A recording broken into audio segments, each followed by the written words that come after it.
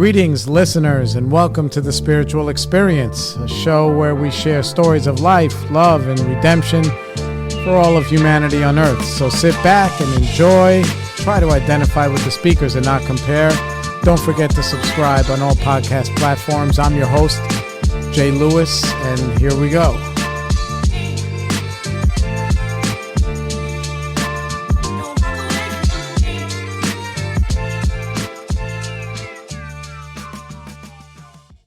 Y'all about to witness Big L, my whole crew out. The game is called rap. Other MCs ain't got a chance at all. What up? Y'all about to witness Big L, Big L. My whole crew out. The game is called rap. Other MCs ain't Spiritual got a chance at all. experience. My whole crew out. We are back. Boom, boom. What up, everybody? Welcome back. Spiritual experience, you know the deal. You guys know the time. You know the place. Yeah, dog. Yeah, we're doing good, man. Just had my man, Mike the polar bear cop. Not Mike the cop. That Mike the cop. It's a different Mike the cop that a lot of us know from Greenwood. Shout out to him. He was the best. This guy would get up there and qualify. He would say, yo, my drinking career was 10 years good, 10 years bad, 10 years very bad. All right, I'd like to hear from you. And it was funny, man. The guy was an incredible guy. I saw him. He's an older gentleman. I don't even know if he's still alive. If he is, it would be incredible to see him. He was like a super history buff. And he used to always have these like weird friggin' facts. The facts were so weird you didn't even know if they was real or if they were real, but you really you wanted them to be. That's how weird they were. Anyway, I remember one time there's a meeting.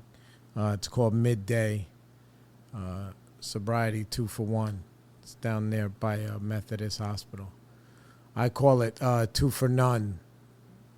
I have a love-hate relationship with that place. I love it, and I'm just like a freaking baby. I'm a big baby, which you guys are going to find out in this episode, how much of a big baby I am. So, he goes up, they invite him up there to share his story. At the time, he had like, I don't know how many years. If I got almost 20, he's probably got almost 40 if he's still around. Let me adjust this microphone a little bit. I'm getting better with the audio, visual, whatever. You guys just go find us, like and subscribe. Share it with your friends, share it with your people. Even if they are going to hate it, it's appreciated. Anyway, so he gets up there and he says, listen, he does his 10 years good, 10 years bad, 10 years very bad, right? We all laugh. And then he says, I know I'm in the room of alcoholics and drug addicts, so I know that you think whatever you have to say is more important than what I do. So that's it. I'd like to hear from you. Thanks. And he fucking opened it up for people to share, man. It was classic. It was incredible. Like, we laughed, and that was it. I was like, dude, they ain't going to ask him to, share anymore, which is funny. It's funny. It's a good thing, but it was funny. Yeah, so anyway, evolution. More has been revealed. That's really the vein that I want to talk about today. It was funny. It was like after, what was it? Well, after I recorded my last solo episode where I was basically belly aching about my kid and their whole shit or whatever, which is, all of that is, listen, when it's true, it's true. And it's true.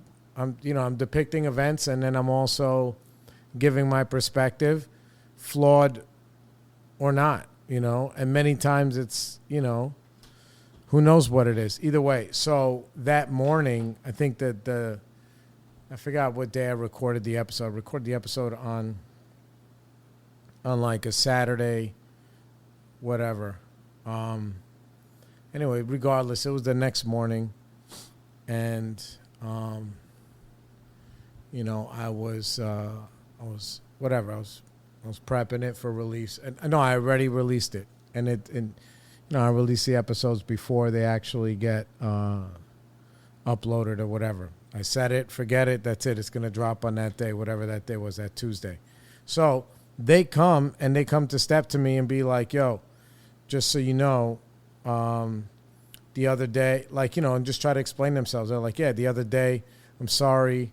You know, they're like, you know, I was, you know, the argument we had, I was upset, and you know, I ended up splitting, and but I spoke it over with my therapist, and it's okay, and whatever, right? And that was their thing. So I was like, what? I was like, okay. I felt bad. I got up and I gave them like a little half-hearted, like, pat hug, you know? And then they were explaining to me something. You know, they were telling me, like, yeah, you know, when, you know, I was thinking of this thing, you were thinking of that thing, and whatever. And it was just like miscommunication. And then, that was going to be, and then I was like, okay. I said, well, look, here's the thing. Like, it's funny because all of this has been in my brain. This is like a teachable moment where I can show you something, and this normal, and I was very honest with them because I try to be as best I can. It's like, this is normally where I get myself into trouble, which is probably me, you know, warning myself, like, bro, you're about to ring a bell, and, you know, the bell that, you know, you're about to let people know what you think. It's a pretty big bell to ring. Anyway, so I start telling them, say, listen, well, I thought it was, you know, I thought we agreed. I was remembering the instance when, you know, I told you that you and your girl could get a Airbnb or whatever, and I would help you pay for it. You're thinking about this other thing. And I start to get into that, and bro, in the middle of it, she's like cutting me off, like, no, they're like cutting me off, like, no, you don't have to go into it. I already spoke with my therapist. It's okay. I was like, no, I have to tell you, like, I have to tell you, you know, what I'm thinking and what I'm feeling and why I have these kinds of reactions. It's, you know, and then I said to them, I was like, dude, I said, what, you're the only one that gets like validation? And they said, I'm not looking for validation, and it turned into like a little thing. I said, no. I said, you came out here. She's like, they're like, I just want to explain my side of the street. I said, so I don't get to do the same? That you can just say, and then I can't say anything? And they're like, ah. So then I let them know what, you know, I'm like, listen, you know, number one, we're thinking about different things. And number two, I said, I didn't even want to give you, because this is where I get to make my complaint to their face about the things that I've been crying to you guys about, which is, you know, them burning weed inside the room and not picking up after themselves. Even though the last couple of weeks they've stopped doing it, like magically, like in the last like 2 weeks, they've been really good, and I appreciate it. Yeah. So, right. So I said, look, I don't even want to give you that money because of this, because you're breaking this rule, and you're basically telling me to go fuck myself, you know, and whatever. And then she's like, yeah, mommy already told me. And I was like, dude, but I don't know that mommy told you. So this is why I'm telling you. Nobody told me that she told you. So anyway, so I let them, you know, I let them know. I said, listen, I said, I only asked you for 2 things. You do these 2 things, we don't have no problems. You know what I'm saying? Whatever. Anyway, and then I let them know exactly how I felt. And that was it. And I told him, I said, this is the teachable moment. I said, you already won. I gave you the money. I was like, dude, here's the $150. I was going to send it to you. But this comment that you made talking about, like, you know, it was, you know, when they came back with, well, I always thought it was me and my friends and whatever, right? Like, with not some back talk shit. But I'm like, bro, I said, you already won. You got the money. So this other extra shit that you're trying to throw back, that's all like fucking ego. And I'm trying to teach you something that I learned way late in the game, which is that, like, dude, just keep your fucking mouth shut. Because the truth, yeah, especially when you know, yeah, you have to. You got to keep you talk. In business, they call it talking yourself out of a deal. Like, dude, you already won. So why you got to? So you got to win, and then I'm saying okay, and then you got to throw a shot. It doesn't even really make. I said now you're in your own way, and then you said no. So I was like, all right, so fuck it, no, then hold on, because I got to get something to drink. Now I'm starting to rattle. Bear with me.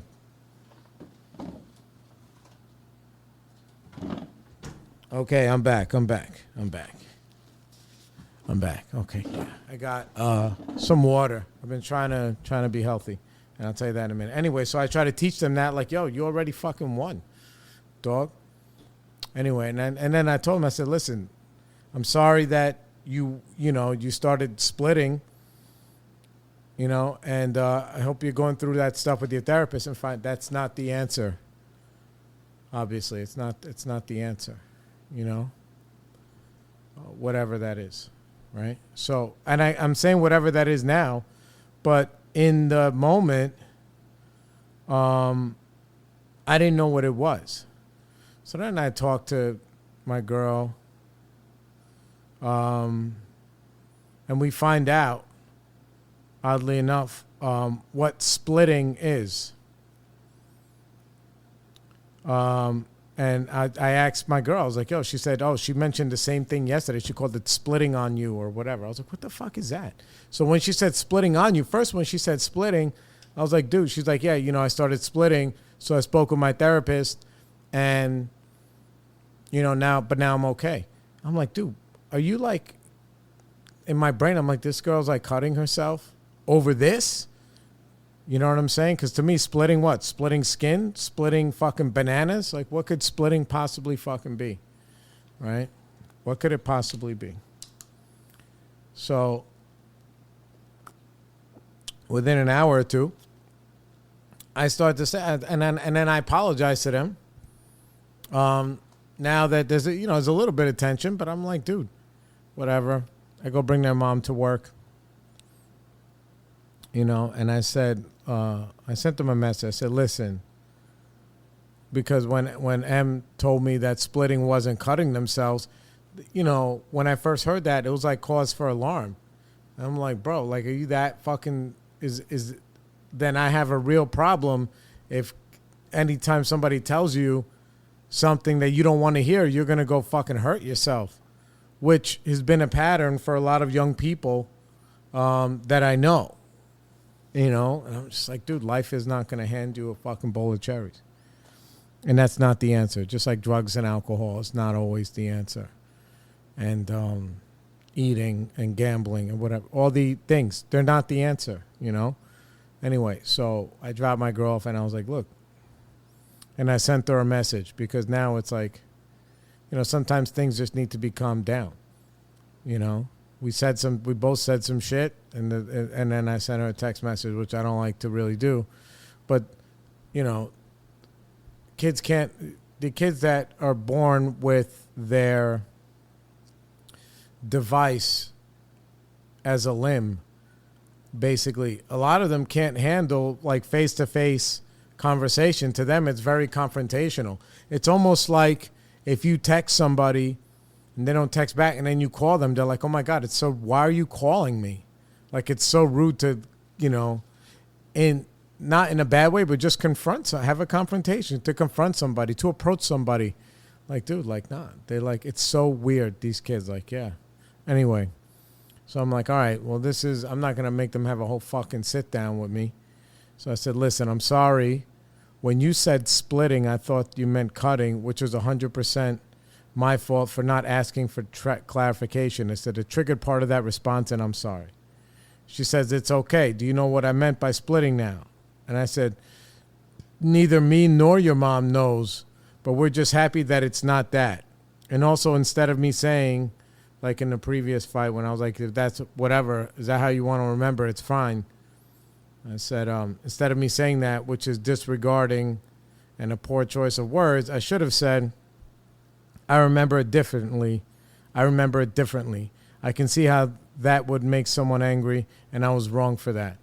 And that's what I mean. So this is like me, a week or two removed, asking myself through evaluation and talking with my woman and like whatever in my consigliere about, how I could handle things better.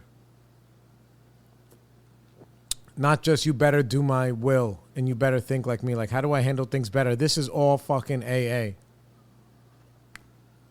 Right? Where I didn't have to do like a written inventory of like, okay, well, why am I angry? What did they do? How did that make me feel? Is that whole 4-step inventory that teaches us how to do that. So eventually it just comes into my brain. And then when I talk to other people to get their perspective, they tell me like, dude, regardless of you're right or wrong, you could have said this a little bit different. And back in the day, because I grew up with like, you can't even, it's not that you couldn't answer, but yeah, you couldn't answer back unless you're ready for fucking war. So it was either war or compliance in my house. That's all that it was. It was war or compliance. And I chose war. I was like, dude, eventually the beatings or whatever you want to call them, I'll call them that. Because if they smack you more than, smack you more than 3 times, 5 times, then it's a fucking beating, right? They smack you once or twice, they're trying to get your attention. You know what I'm saying? But if they're hitting you for fucking a few minutes, that's a beating. By any stretch, by any Webster definition. So, yeah. So and I was like, dude, eventually, like, bro, I don't care. I'll take the beating, but I'm going to do whatever I want and all of that kind of stuff. So, but my parents, they never had any kind of reflective analysis of their behavior and their thinking, which is what triggers their behavior. The perception triggers thinking, triggers action or inaction, right? So they just don't never talk about anything. They never do. So anyway, so I apologize for that because I still, listen, I'm still, in my brain, I'm still ripe and I am right. But I could have handled it better. And then she said, do you know what that is? I said, no. And I was like, blah, blah, blah. And I said, sorry. And then she sends me this definition. Splitting is, just in case any of you other parents or whatever have to deal with this kind of stuff. And it's just in the sense of they're just words, man. So it says splitting is a common behavior among people with borderline personality disorder. It means that the person has difficulty accurately assessing another individual or situation. Instead, they see something as completely good or completely bad, and their assessment may switch back and forth rapidly. So instead of seeing something as completely good and as completely bad, and their assessment may switch back and forth rapidly, a person typically splits unconsciously without realizing it. Rather than seeing people in their lives as complex human beings with good, bad, and in-between characteristics, they may apply intensely polarizing or exaggerating labels. To them, their partner may be in the worst partner in the world one day and the greatest partner ever the next. Read on to learn more about what splitting looks like in BPD, its symptoms, duration, management, strategies, and more. Right? So they say that. It says, this happens to me most often with, this is what they write. This happens to me most often with anyone I care about. It happens because I care. I should have read your text more closely instead of jumping to assuming that you were gaslighting me. My bad. My bad means they're sorry. It's fine. So now we're both apologizing. I said, it's okay. I said, I appreciate your apology. Language matters, and that's why a little bit at a time we can all communicate directly, as uncomfortable as it is. I'm happy relieved that the therapist is teaching you this kind of stuff. We have different names for it in AA, but it's the same thing. I said, be sure to tell mommy what splitting is before she runs wild in her brains also. She's like, I will. you know? And I'm like, dude, like, this is, to me, this is just like, I don't know, man. Now here's where my ego comes in, right? In my brain, this is just like regular growing up. What they're describing as splitting, like they give a name to it, is like, I don't know. I don't think that kind of perception problem, I think everybody lives with that.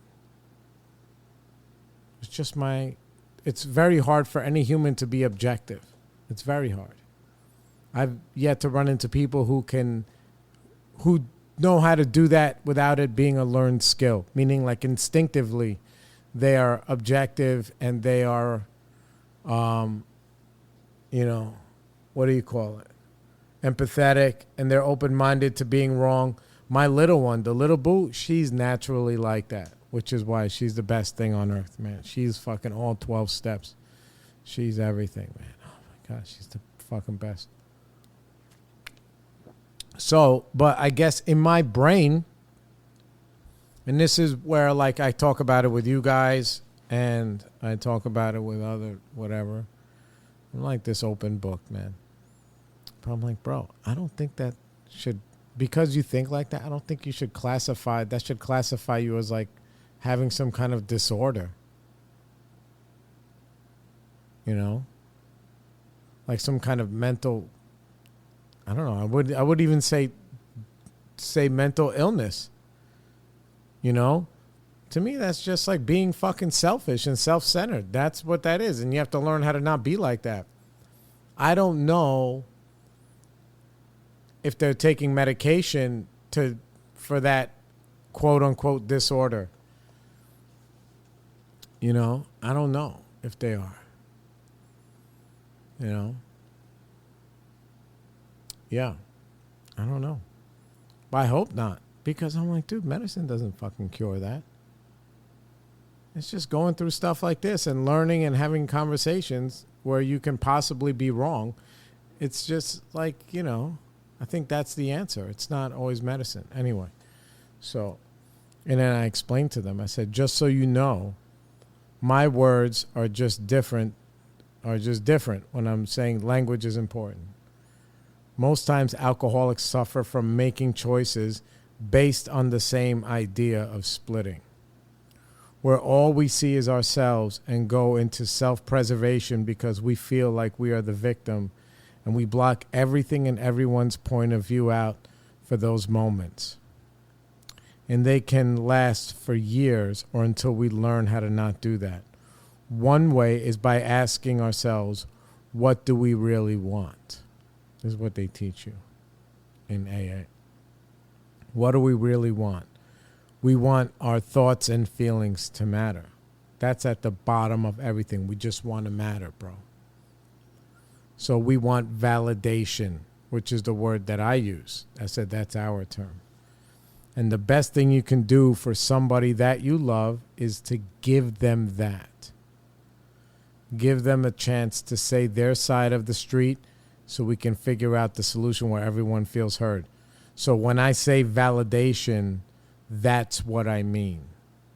Because they got very offended when I said validation.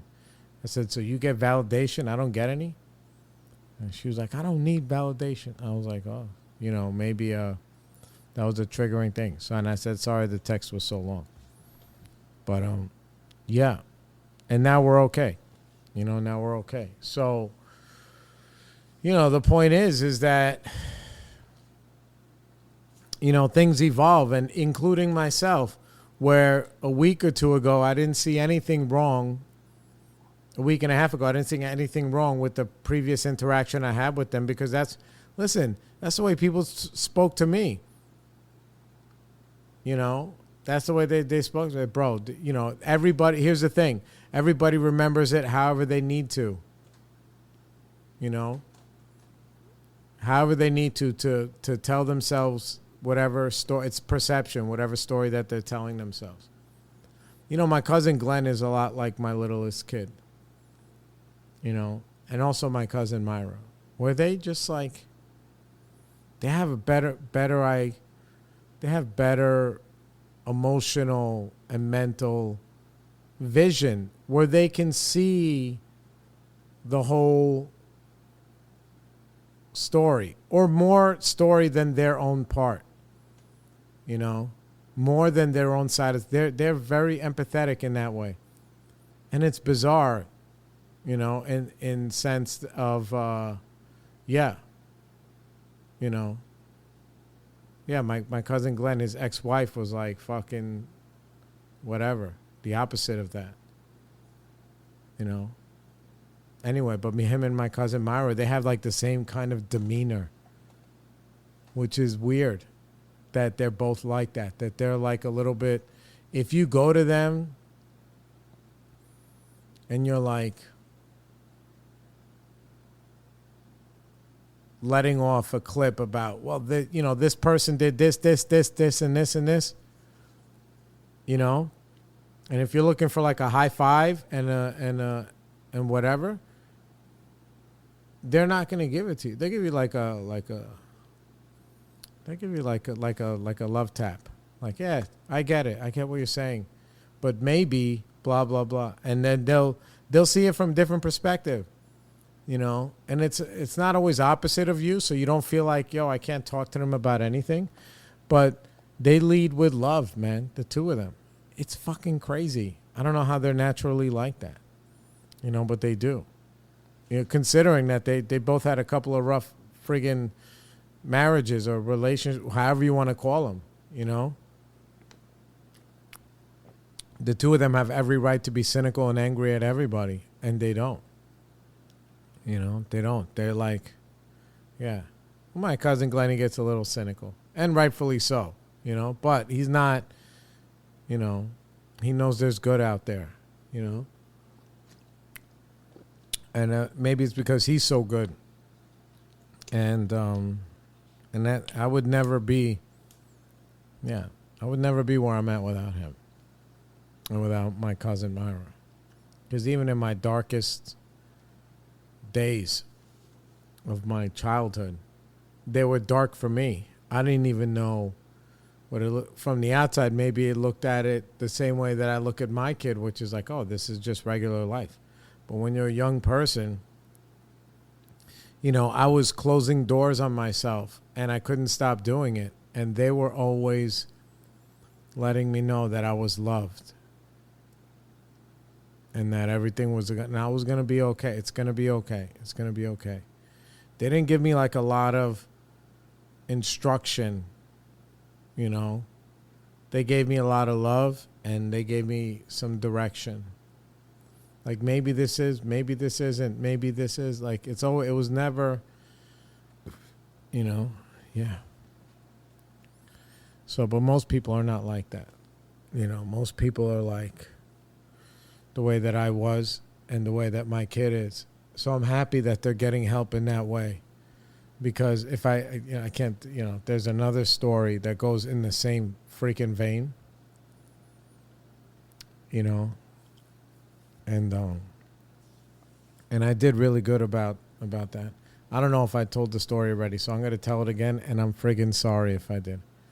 Anyway, so my girl's grandmother passes away.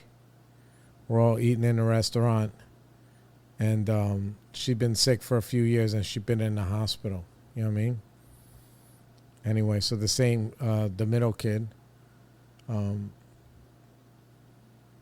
was like, yo, I didn't even know she was sick. And I was like, and my girl was like, yo, I'm very sure, I'm pretty sure I told you that she was sick. She's been in the hospital. And I looked, I was like, yeah, since before COVID. So like 3-4 years, whatever, she'd been in the hospital, and the lady was very old, and I don't know their story. I don't know whatever. So she was just an old lady when I met her. Everybody's got different, different emotional scars from whomever they're with in their life. So my kid answers back like, no, you didn't tell me. I would have remembered. You didn't tell me. Like, very confrontational. And I just shut the fuck up.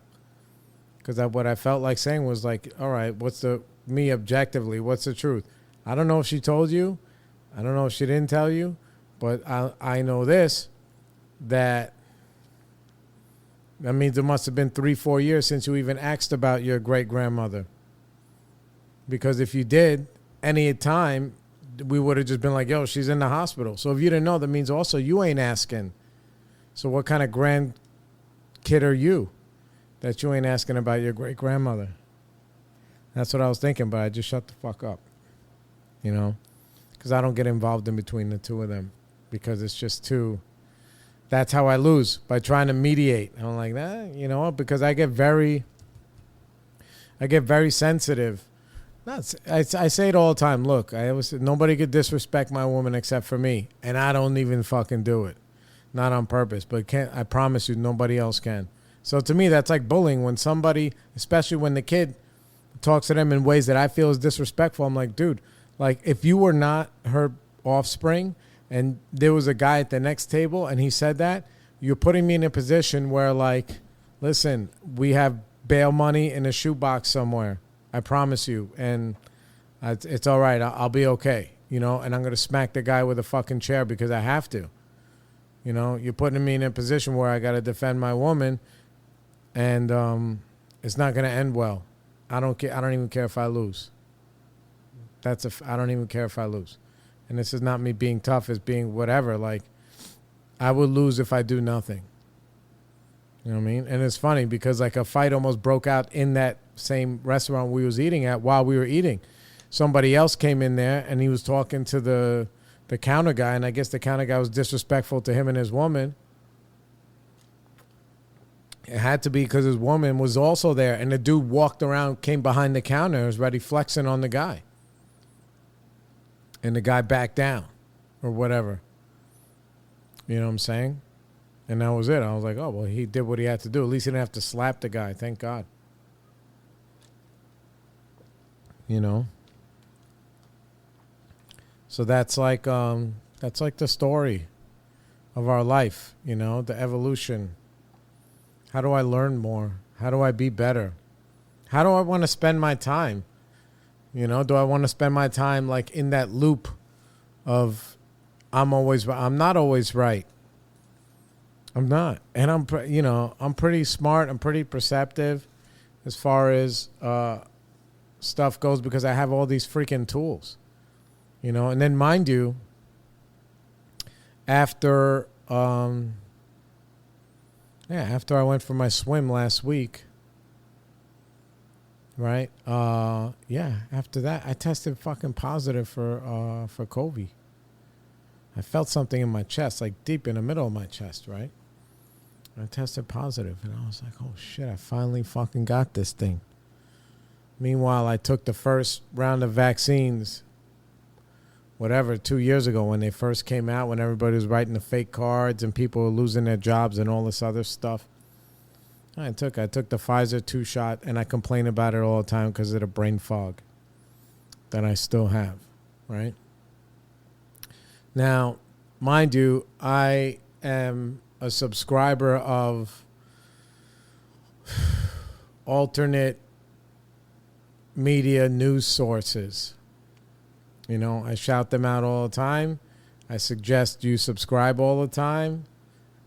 You know, because you can't just believe. Listen, it's like now, like everybody's talking about that Chinese balloon. Do we really know if it was a fucking Chinese balloon? The same people that are telling us it's a Chinese balloon are the same people who told us all this other stuff that I can go down a laundry list, right? I can go down a fucking laundry list. I was joking with my friends. I was like, bro, maybe, just maybe, that balloon is going to bust out some leaflets of more classified information that President Biden is finding. Meanwhile, he found some in his, what does it say? It was like in the Corvette. Like, dude, that guy, he shouldn't even be, number one, I don't even think he remembers if he has a Corvette. Number two, he definitely shouldn't have a fucking driver's license. And then when you say that, okay, will this guy survive, you know, one loop around Rockefeller Center in the middle of traffic in a fucking, in a Ford Focus? If he can't do that, he definitely shouldn't be running the country. You know what I'm saying? He's too old, bro. Orange boy too, man. That's why I loved Obama. At least he was young. You know, he still had it with him. You kidding me? These guys, they're like one broken shoelace away from making a call, 911, from a broken shoelace. You kidding me? They're going to bleed out, these guys. They fucking fall. So, you know, the point is that, like, okay, I'm a, alternate news source thing. And I've gone on and on record about the things that I heard and the things that I believed. Some of it was from, a lot of these Substacks I subscribe to, specifically Matt Taibbi. You know, obviously you guys know I listen to Rogan and Lex Friedman. They're very intelligent, highly intelligent people. And they also have highly intelligent people on. So, I catch COVID, whatever, right? It's Sunday. Sunday night I test positive. Right away, my brain goes into like, oh, and it was like, I was like, so it was in there. And I smoked cigar that day, whatever, I believe. Yeah, I did. So, dude, my disease could not wait for an excuse for me to just self-destruct. My disease, meaning that my brain that will go on autopilot, like, shit, now we can't be around anybody. I guess we don't have to go to work, and we don't. And a lot of times, like, I don't really have to have, like, my business is set up good enough that it can run without me, legit. Like, 95% will run without me. Will it grow without me? Like, completely without me? Maybe not. But anyway, but it can run with, I can take off weeks and money will come in every day, So I was like, oh, I'm going to sleep on the couch, start watching old fucking boxing shit. And I start the self-loathing. I'm like, dude, I'm just going to sit here and I'm going to have a good old time. I start watching all kind of alien stuff and then prehistoric stuff and which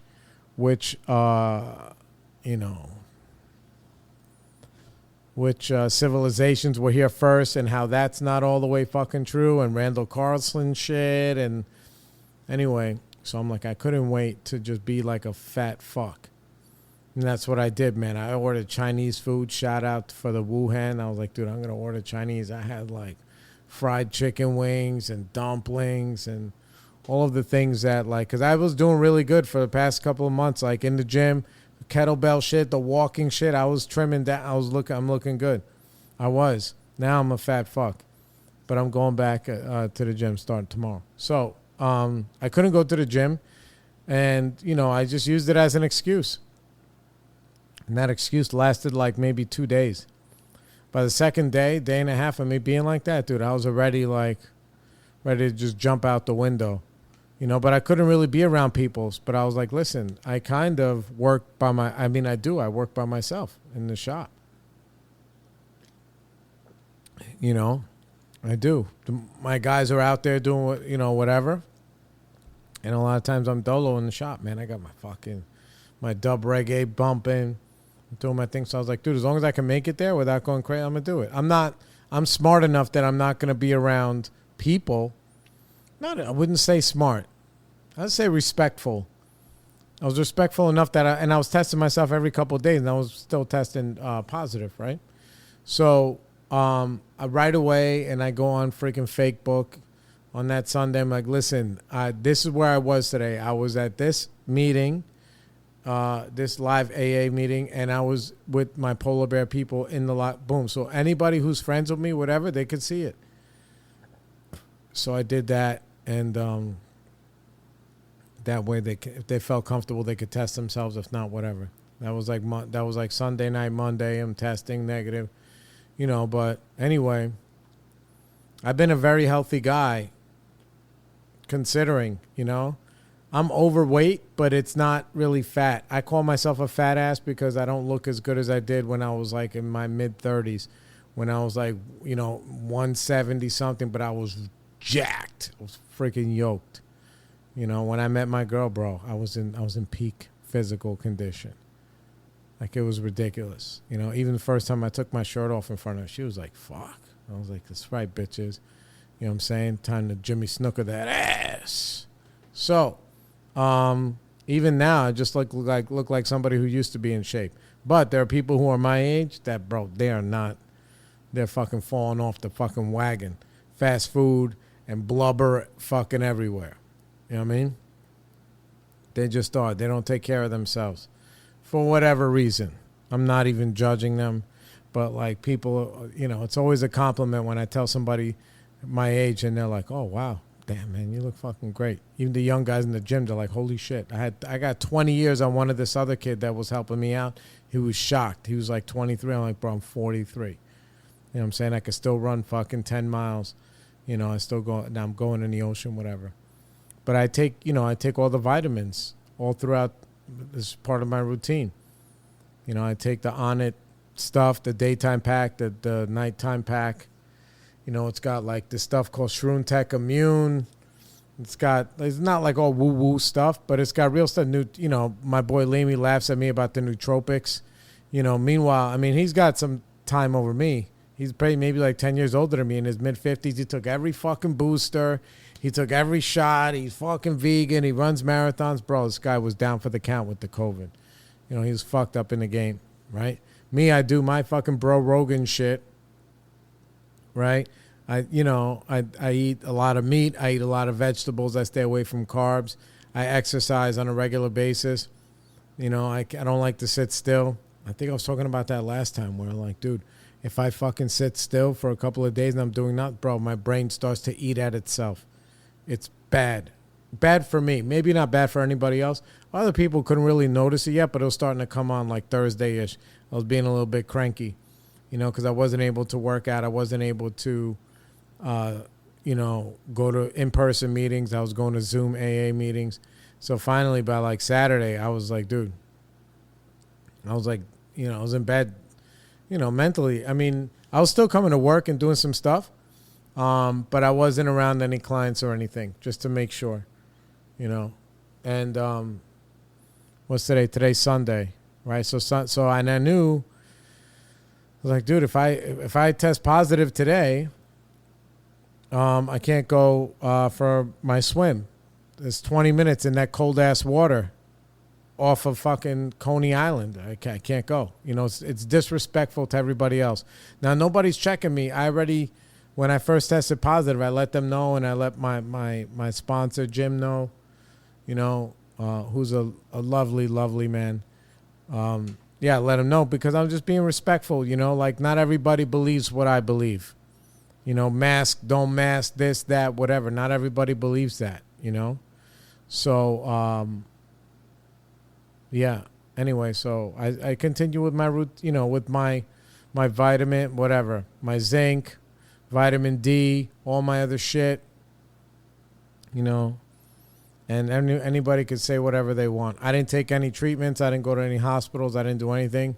But today's Sunday, and that Sunday at 8:30 in the morning, I tested negative. From testing positive Sunday night last week to Sunday morning this week. So that's what, maybe 7 days, 6 days. Yeah, I'm testing negative. It's gone. It's fucking gone, you know. And my kids, they make fun of me. Joe Rogan. I'm like, yeah. I said, look, you know, you can believe whatever you want to believe. You know, when they were saying, like, listen, man, all the COVID deaths, 90% of them vitamin D deficient. They're like, oh, yeah, well, everyone's like, well, everybody's vitamin D deficient. I'm like, yeah, but so what does that mean? Does that mean you should not take vitamin D supplements? That you should not take nootropics? That you should not take zinc every fucking day? That you should not be exercising 5-6 times a week? How about the sauna? You know, I'm a minimum 3 to 5 day a week sauna guy, 20 minutes, you know. Sometimes 30 minutes in there because, bro, I believe in the science of this stuff. Everybody has their own science now. That's the other thing. But, you know, I can honestly say, aside from those first day or two where I felt like something was in my chest, like a cough, I've been really without symptoms. So it came and it went. And I know people who were also didn't have symptoms, and I'm not like some unicorn. There's plenty of people who had it and they didn't even know they had it because they didn't get any symptoms, right? I just had this one cough. And I'm sure there are other people who also tested negative within a week after testing positive. You get a symptom, you test positive, and then you test negative within a week, okay. But it made me feel good about what the stuff I've been doing. Meanwhile, I spoke to this other kid, this other guy, like a week or so ago, and he was like very dismissive. He was like, "Oh, it doesn't matter. Yeah. It doesn't matter what you eat. Doesn't matter anything. There are Olympians who are getting it and they're dying and this and that." And I'm like, "Yeah, I guess maybe for you it don't matter, but for me it does matter. For me it does." And that's all that matters, is that what matters for you. There's like individual rights, as long as they don't impede on anybody else. I'm not telling anybody else to take the vitamins that I take and to get the amount of sleep that I get and to train the way that I train. No. You guys can do what you want. But then I do it for a reason, because I believe that being healthy is a big deal. And also, obviously, dude, I've been without alcohol, which fucking damages your immune system and your body immensely, even though there are unicorns like, yeah, my uncle, he drank and he smoked cigarettes till he was 80, he was healthy as an ox. Yeah, but 8 out of 10 people who really abuse alcohol and drugs and tobacco and whatever, bro, they're fucking their body up. They're fucking their body up. And I've been sober a long time. So the only thing that I do now is pretty bad is energy drinks. I drink a couple of them every day. Monsters and C4 and whatever. And I tell myself, because it has no sugar, that it's okay. But meanwhile, that shit is all packed with kind of madness and caffeine and stuff. But yeah, so Kobe negative. How you like me now? And I went for my swim today. And it was nice. And I enjoyed being in the water. And I'm enjoying getting to know some of these people a little bit at a time. And I was getting frustrated a little bit because some of them are standoffish. That's the truth. They just are. And that's okay. I think everyone in every place should be like my whole life, where people are not standoffish. Like, if you fuck with me and then you see me with somebody else, they are like me. They're like, oof, it's nice to be able to be nice and honest and have your guard down with people. So the people who I fuck with, that's how they live. So you meet me and then you meet some of them, they're going to say, what's up? And they're going to treat you like family. They're going to give you a hug, whatever. These other people, some of them in there, like, bro, I waved at this one girl, and then she just kind of gave me like the head nod, like, hey, what's up? Even though it was like her birthday or something, whatever. Yeah, it was a little bit annoying. But then I was just like, okay, well, you know what? I'm here because the people who I'm here with that brought me in there are like me. Not because everybody else is like us. And maybe over time, maybe they will be more welcoming, and maybe they won't. Most of them are. I would say like 85% of them are. Mostly, oddly enough, it's like the chicks who are not. Meanwhile, like, bro, I can't go in any more detail on how I have the best woman on earth. And you know what? My boys, they all believe the same thing. And my friends that I'm there, I think only one of them is like single. So there's no footsie. There's not even that energy. It's not even that energy. I'm just like, yo, man, we're in the water. We're freezing together. What up? Like, and we're in the locker room to get, like, just trying to be cool. But whatever. It's all good. It's all good. I'm going there so that way, guess what? When the next batch of people get let in, then I'll be able to not be like that. And I'll be able to be like, hey, look, I used to be the new guy, now I'm not. You can come fuck with us in the corner. And I think not secretly, I think some of them, like, they're a little bit, I don't know. I can smell like a little bit of like hateration. Me and my boys, dude, we wear like silly masks and stuff, and there's a lot of photographers come and they take pictures of us all the fucking time. And if I was there and some new guys were doing that, kind of like a little bit taking over the show, I'd be a little bit pissed too, maybe. Just as a human. I'd be like, oh, who the fuck is this guy? I've been coming here 5 years, 10 years, 20 years, 30 years. And now these guys come and, you know, this guy wears a Tin Man mask. This guy does this, that. And all the photographer, and when the photographers come, you know, they stop them in front of the water and they take pictures. And like, yeah, and they put them all over the internet. These other people get their pictures taken too. But obviously we get a little bit more attention because we're a little bit flamboyant, you know, and that's okay. So, yeah. So, because one time I saw they looked like a little bit mad. Like, hey, these fucking, you know, and I get it. You know, I get it. But, that, you know, this is who I am, man. I bring my color, full personality and my life with me wherever I go. I want everybody to have a good experience. I want everyone to have a good fucking time. So, you know, to make it as silly and as lovely as possible, that's my job. When it's not about the fucking bag. When it's about the bag, it's about, you know, it's time to get busy. But this kind of thing, bro, I don't care. I'd wear a pink wig in the water if it didn't just drape all over me. You know, it's about having a good time and being with people. And it's about love. And that's what it's about. So, anyway, I'm going to tap out. Hope you guys are doing great. Please like and subscribe on Apple Podcasts. We're on Spotify. We're on every podcast platform. Everyone. You know, share with your friends. Share with your family. You know, share these ideas with each other. And we'll see you guys on the flip side. Peace.